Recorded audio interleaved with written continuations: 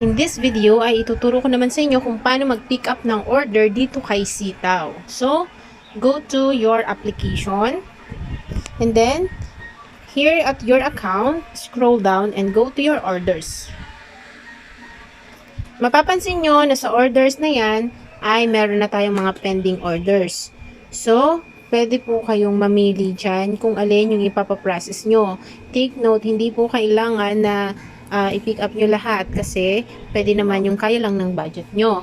So, ito po is yan nakalagay naman yung date 2024-05, 2024-05, 2024-04. So, from 1 and 2, yung ipaprocess ko for this month. Yung nakaraang month po, noong April, ay hindi ko na ipaprocess kasi nag-reset na din yung system para sa orders na yan. Kaya lang, pwede pa rin naman natin yan i-process. Pero, di ko na po yan prioritize kasi ang prioritize ko na is yung for this month.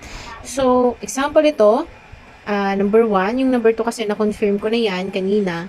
So, yung number 1 is pending pa. So, pwede na natin itong i-pay and take delivery. Click lang natin yung pay and take delivery. And then, as you can see, ito na po yon, submit and pay. Once it's submitted, ayan, confirmed na po yan. Tapos, syempre, mababawasan na po yung nasa wallet balance nyo. Nasa wallet balance nyo po ay, for example, go to your wallet. And then, ayan, so, yung wallet balance natin kanina is nasa 1.6, ganon. Pero ngayon, 984 na lang siya. So, ayan. Ito na po yung ating wallet balance. And then, yung freezing money natin, ibig sabihin niya na yung kinuha natin na order kay Sitaw. So, pag wala na po yung laman, yung wallet balance nyo, so, hindi na po ulit kayo makakapag-pick ng order. Kaya ang gagawin nyo po is to recharge. Paano nga ba mag-recharge? So, pwede po through GCash. So, ito, meron ditong pamimilian na recharge wallet.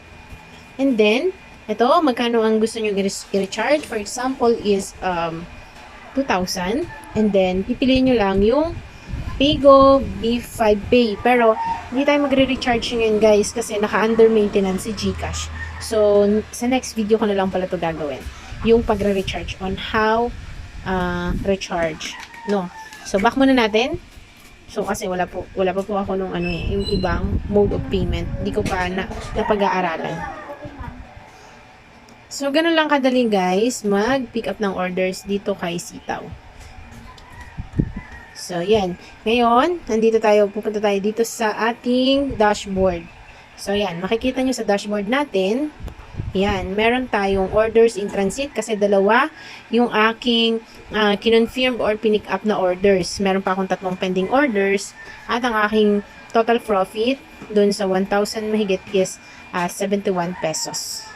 So, ganun lang siya guys kadali. So, mag-aantay lang tayo ng days, may deliver to sa customer. At pag na-deliver nito sa customer, pagbalik sa atin, kasama na yung puhunan with profit. So, ganun lang siya kadali. Back natin. So, for now, yun lang muna guys. Sa sunod kong video ay tuturo ko naman sa inyo kung paano naman kayo mag-recharge. Ayun lang. Thank you.